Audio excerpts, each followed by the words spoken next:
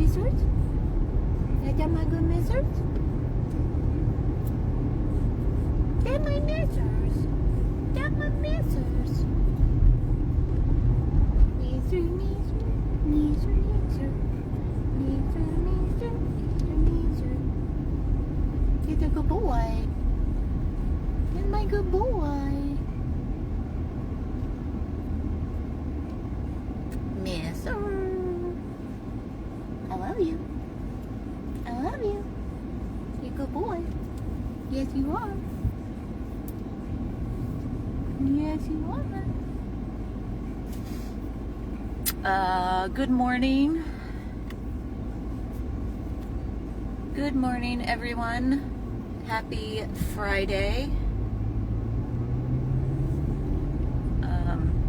I can see a couple little circles at the top. I can't see any real detail because I am driving. But it looks like we are live. So, good morning, everyone. This is Tiffany, 100 Plus. Of course, as you can see in the video, at least I hope you can see him. I hope he's sitting on the right side of the chair. I have little Mr. Mario in the back seat. We are on our way to Southeast Veterinary Neurology for his 59th cytosar infusion treatment. Mister.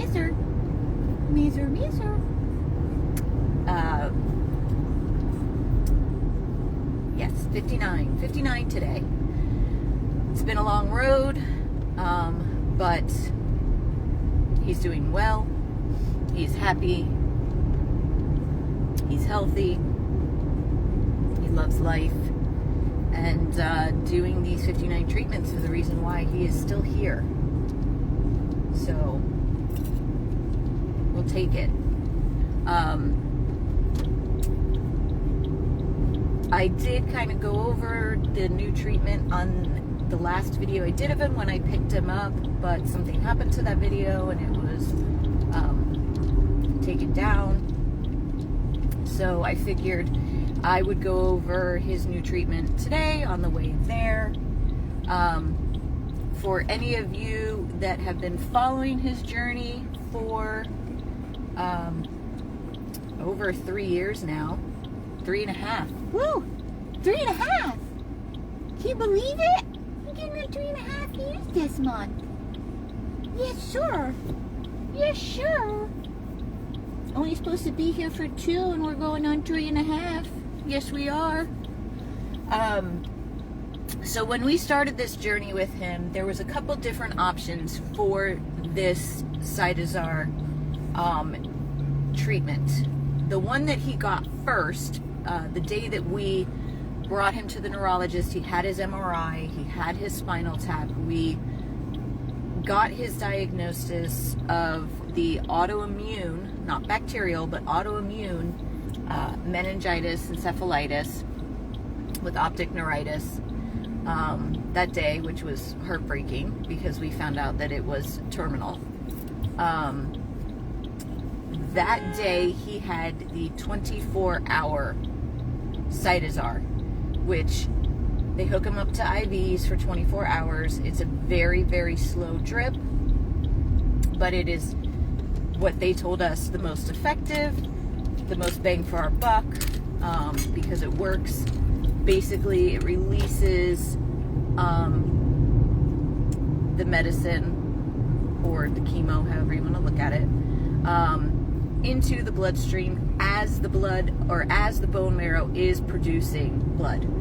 So it was like the most effective way to do it. So we definitely did that the first time because we wanted to try to get ahead of the disease. And thank God we did do that. We took their recommendation and he stayed there overnight, and we did that because he ended up, at that time, he was blind from this disease. And because we got him in so quickly, got his diagnosis, and started the treatment, and we treated him so aggressively, he regained vision in his right eye. So instead of this poor baby being blind for the rest of his life from this disease, we were able to treat him aggressively and get vision back in at least one of his eyes. He has since been to the eye doctor because he had a few run-ins with some ulcers, unfortunately, in the good eye.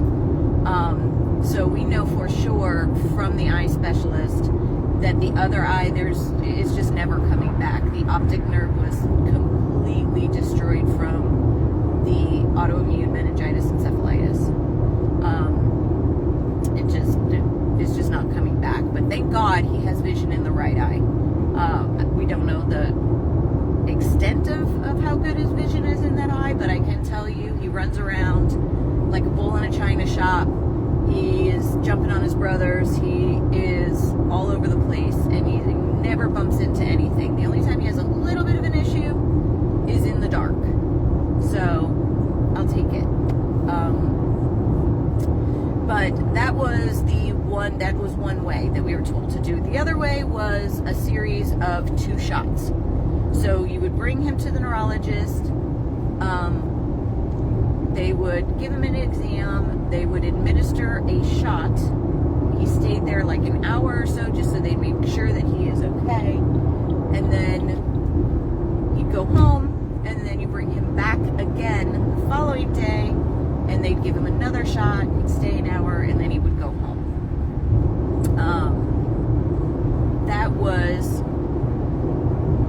explained to us as being a little less effective. And because it was the beginning of the disease and it was crucial to give him the best chance at life, we opted not to go that route. The third route was the one that he has been doing for the last 3.5 years, and that is the 8-hour cytosar infusion. So he gets dropped off in the morning, they do his exam, they get him hooked up to IVs, and he sits there while they let the infusion drip for 8 hours. So that is the one that he has been doing the last 3.5 years, and it's been working well. He's doing great. So last time he went up 3 weeks ago, I got a call after I dropped him off from Dr. Durr, who is his new not primary doctor. Dr. Reese is his primary doctor. Dr.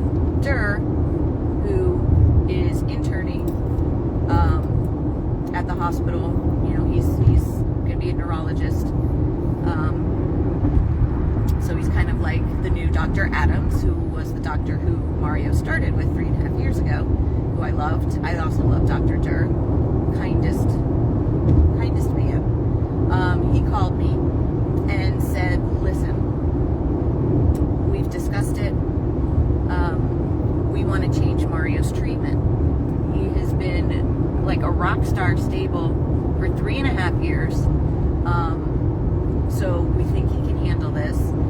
That was number 1. He's like, and number 2, because he has had these treatments for 3.5 years now, and they rotate. They go, they use his left front leg for 1, 3 weeks later they use the right, then 3 weeks after that they go back to the left, then they go back to the right.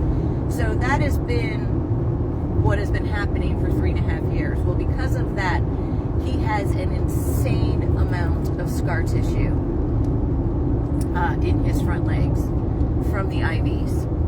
So he said to me, look, God forbid something serious were to happen to Mario and he needed to be hospitalized.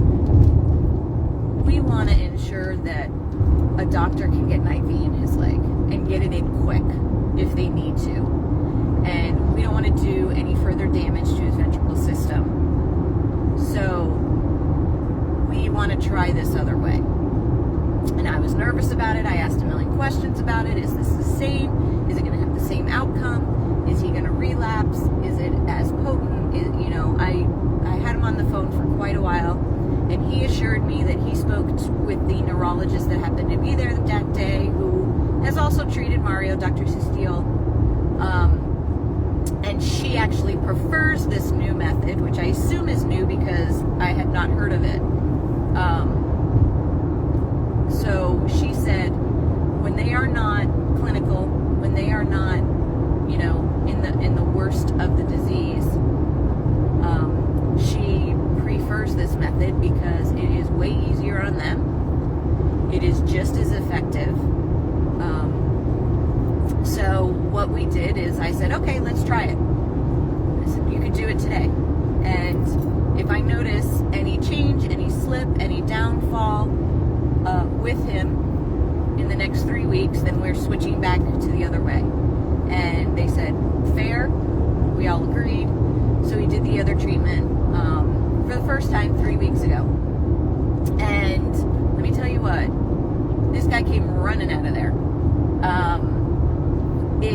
Instead of them hooking him up to an IV, which goes directly into the vein, which he has to sit there for 8 hours, they do the cytosar, same drug, same thing, same amount that he would get in the IV, but they do it subcutaneously. So just like if you have a pet, if you have a dog, if you have a cat, and they've gotten dehydrated, you take them to the vet and they give them sub-Q fluids. It's the same aspect. So it's a needle under the skin in between the shoulder blades, and if your dog or cat had to have sub-Q fluid, you know it like blows up like a balloon and the body absorbs it through there. So what they do is they do it sub-Q. They give him a shot. It's not like sub-Q fluids, they're not doing it all at once. They give him one, not shot, but one thing of sub-Q with the cytosar. Then they wait like an hour to 2, make sure he's okay. Then they do a second round like that. Same thing, they wait, then they do a third round, then they wait, then they do a 4th round. So there's a total of 4 rounds of subcutaneous cytosar that he gets. And then that's it. And then he gets to come home. So it is way easier on him. He doesn't have to deal with them trying to get IVs in his legs, which is very tough on the nurses because he has so much scar tissue, which in turn I'm sure is very tough on him. And it saves his veins for if, God forbid, something serious were to happen and he needed to be hospitalized. So we did that last time. The great thing is I dropped him off last time when they did this at 8:30, and they called me at around 2, and I was nervous. I picked up the phone, like, what happened? What's wrong? Because they don't usually call that early. And they're like, oh, nothing, he's great. He'll be ready to go home at 4:15. And I was like, what? Because if any of you have been watching him go through this journey, you know I am usually not picking him up until like 6:30, 7, sometimes 7:38. So I was in shock. So not only is this treatment much easier on him, it's much shorter. So he doesn't have to stay in the hospital as long. Which again is great for him. And so I am totally on board as long as it still keeps his disease in check, and there is no relapse or slipping on his part because we do it this way instead of the other way. Then I am 100% on board with this new direction. And like I said, he came running out of the hospital at 4:15, as excited as could be, hopped in the car. We went home. He had his dinner at a decent hour instead of like 8 o'clock at night. And he went to bed, and he was great. And this 3 weeks I've been watching him like a hawk, and there has been no change in his personality, in his demeanor, in his walking, in any of his menace responses or any of his physicality.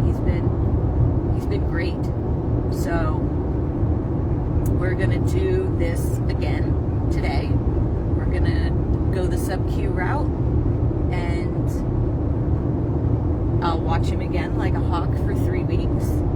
Because like I said, we talked and we discussed it, and if we saw any change, any negative change, any type of relapse or slipping, then we would go back to the other way. But as long as we don't, then this is his new way of having these treatments done.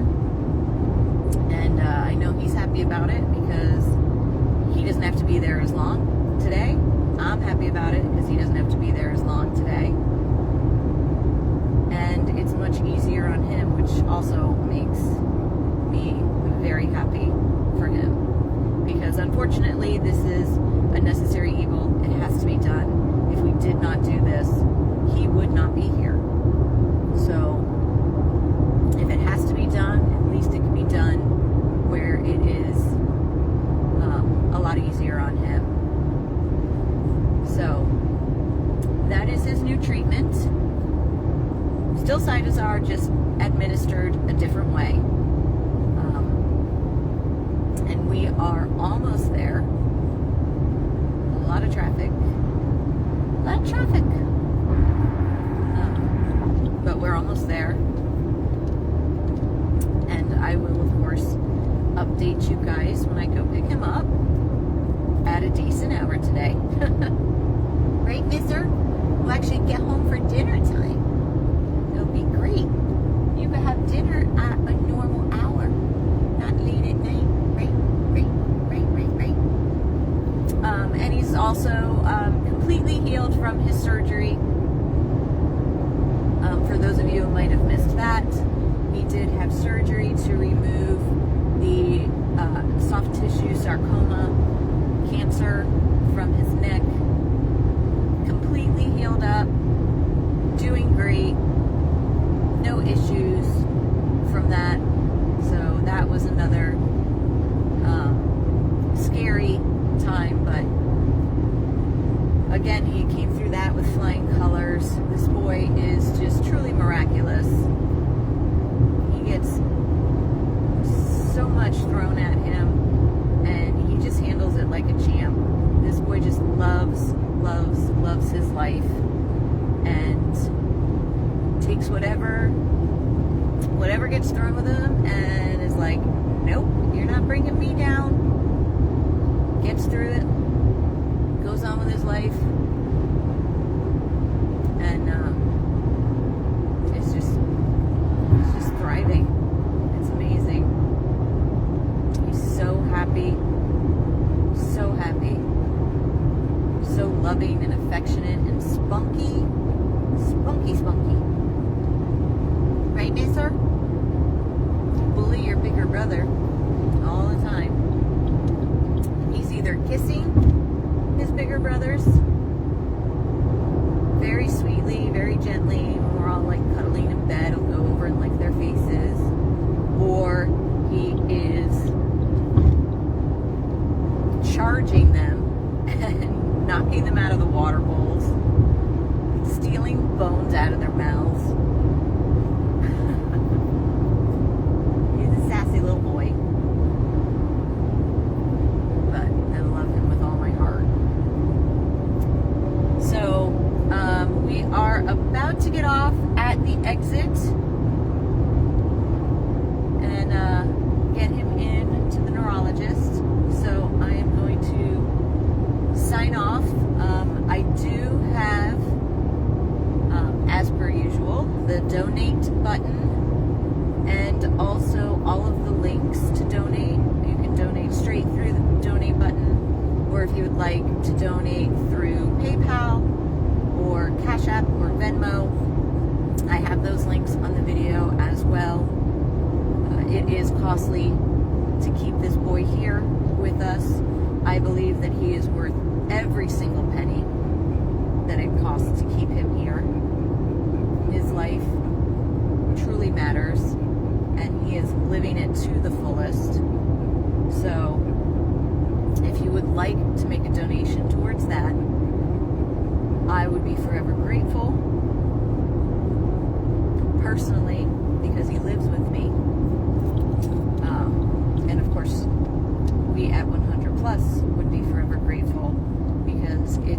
quite a chunk out of our bank account monthly to keep him here. And because of you guys, and only because of you guys, and your love and your support and your generosity, he is still here 3.5 years later when he never should have been. I took him home as a hospice dog with the understanding that if I was lucky, I would have him for 2 years. Tried to find him a home in that time, somebody that understood, that still wanted to love him, and it just wasn't happening. You know, nobody wants, well, I shouldn't say nobody. Not a lot of people want to take that on, especially with a young, beautiful Frenchie. You know, you expect that you're going to have them for a long time. So after a certain amount of time of trying to find him a home, I finally said, you know what? He's here in my home. He loves my dogs love him. I'll just continue to foster him until we have to say goodbye. Little did I know you'd still be tormenting my dogs 3.5 years later, right? And running the household. Yes, you are. But the only reason he is, again, is because of you guys. So thank you so very much. Thank you to anybody who is making a donation right now, or who will make a donation later if you watch this on replay. I know it's Friday, a lot of people are at work, but thank you. All right, I'm going to sign off. We're about to pull in, and I will update you guys when I pick him up later. This is Tiffany with Mario, 100 Plus Abandoned Dogs of Everglades, Florida. Have a great Friday.